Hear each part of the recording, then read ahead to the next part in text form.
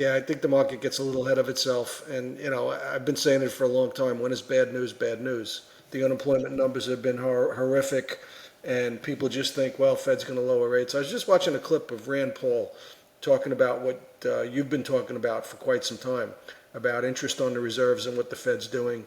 And it's really making it difficult for interest rates to go lower with the Fed basically paying for reserves. He says, That's the whole point. I mean, yeah. that's the whole point. So we can bypass the free market. I talked to a mutual friend of ours because I was going to write an article about this, and I never got around to writing the article. But I haven't been on the Fed fund side of the world for a long time, and a lot's changed since certainly since I've been active. But the big changes started in '08, and he raised a different point. He said, it's so cumbersome to actually lend Fed funds to another bank because you've got this KYC, know your customer legislation, and it's just a hassle to do it. He said it's just much easier to lend to the Fed.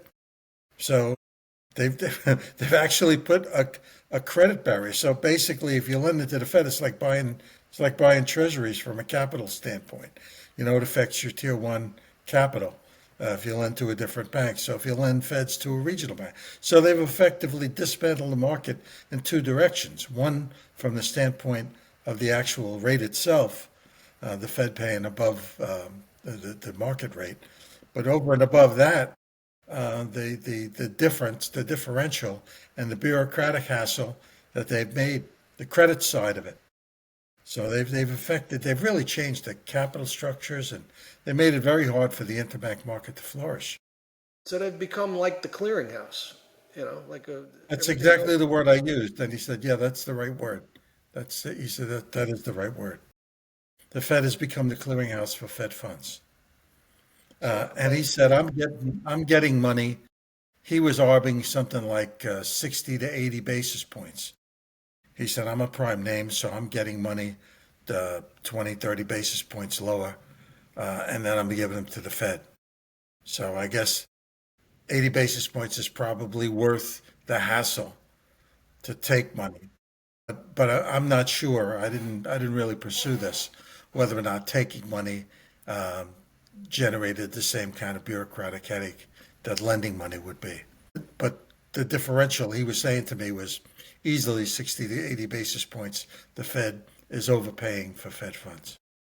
and that's a point that Rand Paul was making. He says, why are we subsidizing these banks?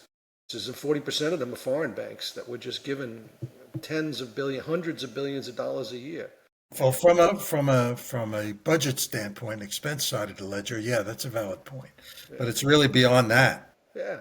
That It's the basically, mechanism of the market. yeah, yeah, Yeah, yeah, destroying the mechanism that has worked.